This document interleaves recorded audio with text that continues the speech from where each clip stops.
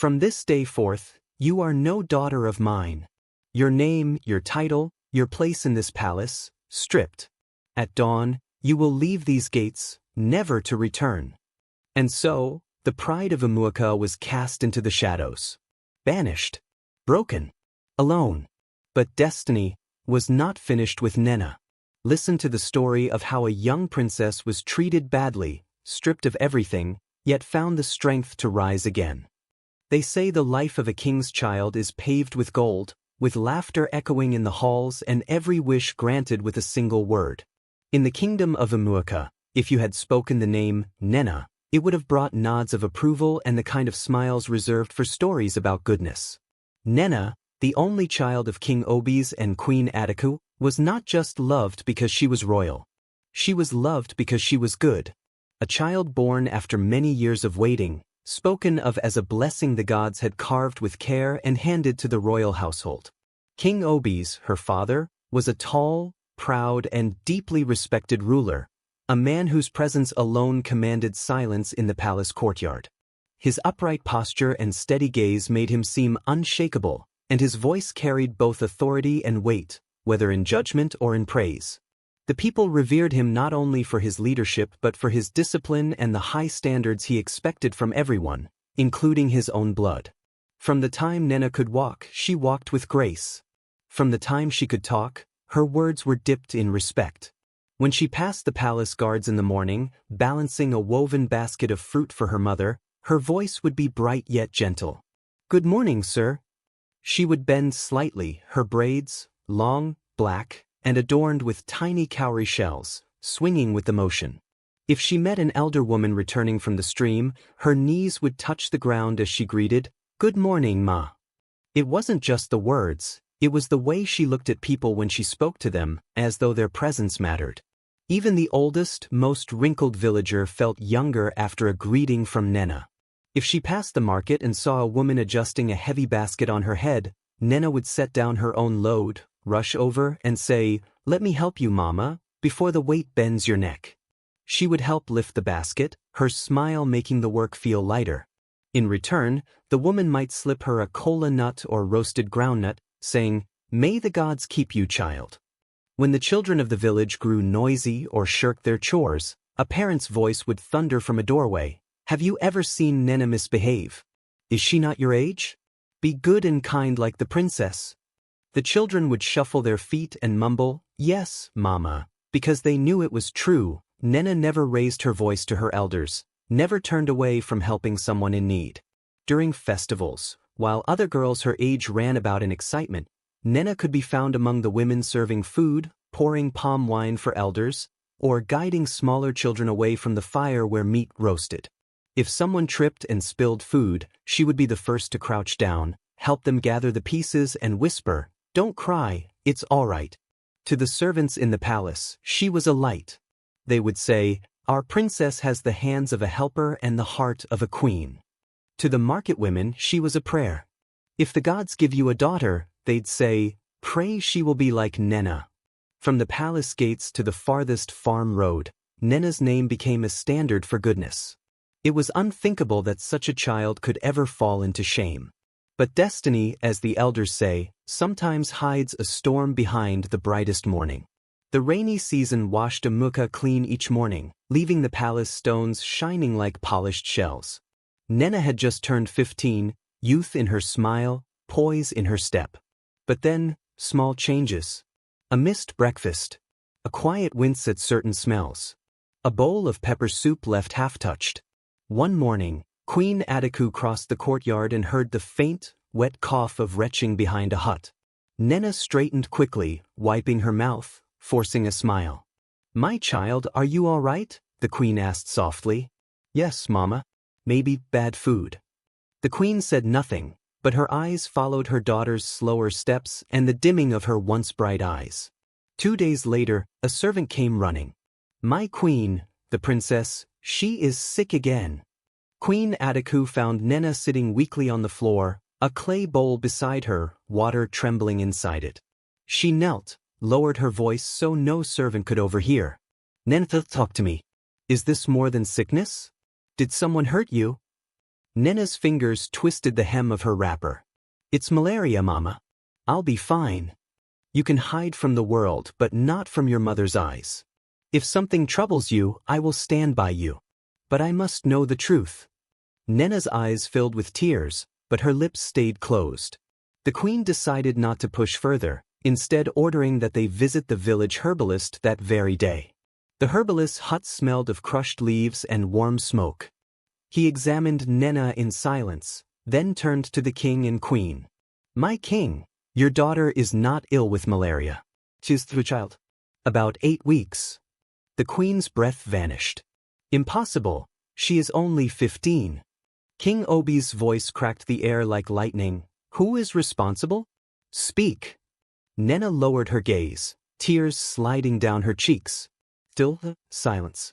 The queen pleaded. The king demanded. Elders murmured. She said nothing. The news spread like harmattan fire. Elders, chiefs, and women leaders came to plead with the king. She is but a child, an elder bowed. Let her remain until the baby is born. She is your only daughter, the women leaders cried. She needs her father now. But King Obi's jaw set like stone. At dawn she leaves. The town crier's gong summoned every soul to the palace square. Drums fell silent. The king, robed in gold and red, raised his arm toward the trembling girl beside the guards. This girl, though born of my blood, is no longer my daughter. From this day, she is stripped of her royal name and privileges. Queen Adiku fell to her knees before the entire village, clinging to her husband's ankle. My husband, Mercy. Guards, take her out. Nena, clutching a small bundle, walked through the palace gates for the last time. The same gates that had always opened for her in honor, now closing behind her in disgrace. For days, Nena walked the world on bare feet. She slept under restless trees. She drank from streams that tasted of stone. She ate what strangers offered or what shrubs would give. In a lonely town one night, 2 men stepped from the dark with smiles that did not reach their eyes. Pretty girl, where to? Before she could answer, they snatched her bundle and ran. Her last possessions, gun. Hunger sharpened her bones. Her ankles swelled. The child inside her fluttered like a frightened bird. One hot afternoon, a woman found Nena by the roadside and offered shade, food, and a smile that seemed motherly. I am Madame Kulu. Stay with me until your baby is born. You'll be safe. Desperate and weak, Nena agreed.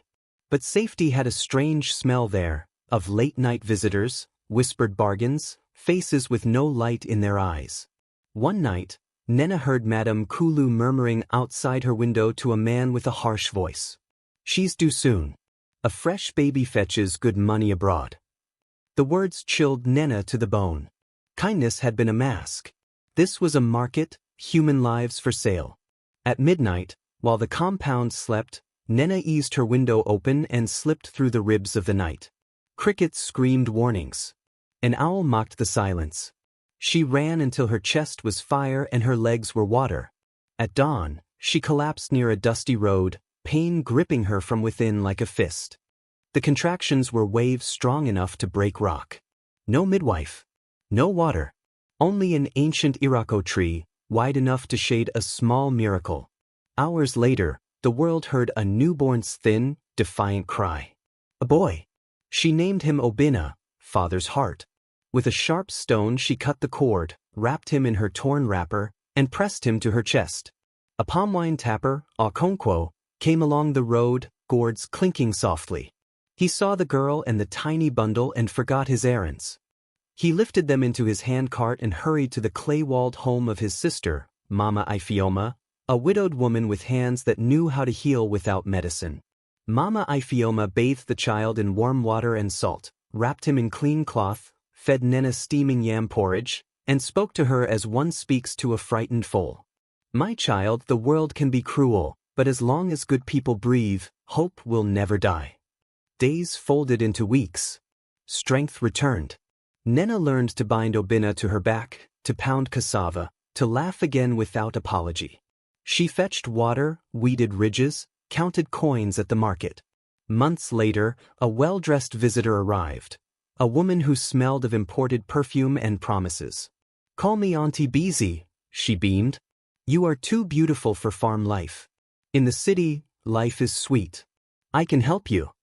She came often, bringing biscuits for Obina and wrappers for Nena, speaking of city lights and fast money. One evening, Mama Ifioma overheard her whisper, "Once I take her to the city, she will work for me. Men will pay well. The girl will print money." The next morning, Mama Ifioma stood firm. "Auntie Beezy, leave this compound. If I see your shadow again, I will summon the village. You will not sell this child." Auntie Beezy fled. For years passed. Obina grew into a bright-eyed boy who asked big questions. Rumors came that King Obi's health was failing. Nena decided it was time to return. Whispers spread at the palace gate, "It is her." The princess who was cast out. Queen Adiku ran and screamed, "Oi Nena." She wrapped her arms around mother and child and wept. In the courtyard, Nena knelt before the king. "Father, I forgive you, but I must tell you who fathered my child. It was your younger brother." Nena stood before the king, her heart thudding like the drums of festival night, but her gaze unwavering. She had just revealed the truth the kingdom had never imagined, that the father of her child was none other than Prince Ifani, her father's younger brother, the man once praised for his travels abroad. The court was frozen in a silence so sharp it seemed to cut the air. The king's eyes, once proud and unbending, now trembled between fury and regret. He turned to the brother he had trusted since boyhood, his voice breaking like wood under strain. "You destroyed my daughter's life, and you made me punish her for your sin." Ifani stammered, but the king's roar silenced him. "From this day, you are no prince. You are nothing in this kingdom." The guards dragged him away, his cries fading into the distance like a shadow swallowed by night. The great hall seemed smaller now, the throne less grand, as the king turned back to his daughter. His voice was no longer that of a ruler, it was that of a father laid bare. "My daughter, I wronged you. I let pride and anger blind me. If there is mercy in your heart, give it to me now." Nena's eyes softened, though they glistened with the memory of pain. She reached for Obina's small hand and placed it over her heart. "Father, I forgave you the day I left. But forgiveness does not erase the scars." She glanced around the hall, the same hall that had seen her crowned as the pride of the palace and cast out as a shame. "My home is not here anymore. My home is where I learned to stand again, with Mama Ifioma, with those who saw me as a person before a princess." The queen wept openly now, holding her daughter as if the years of separation could be mended in a single embrace.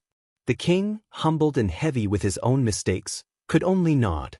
"Then go with my blessing and my love, if you will still take it." And so Nena left the palace once more, but this time the gates did not close behind her in shame, they opened wide in respect. The crowd that had once watched her exile now bowed their heads as she passed, not in pity, but in honor.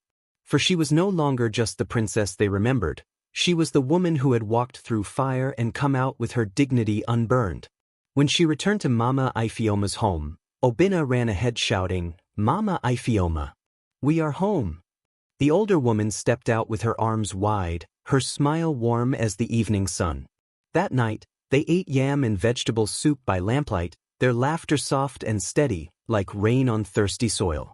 Outside, the night wind moved gently through the palms, and the stars above seemed to burn a little brighter. Nena watched her son fall asleep and felt the quiet strength of a life rebuilt not on titles, but on truth and resilience.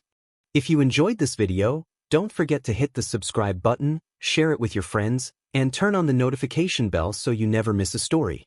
Drop your thoughts in the comments section, I'll be there reading them. And tell me, what moral lesson did you take from this story?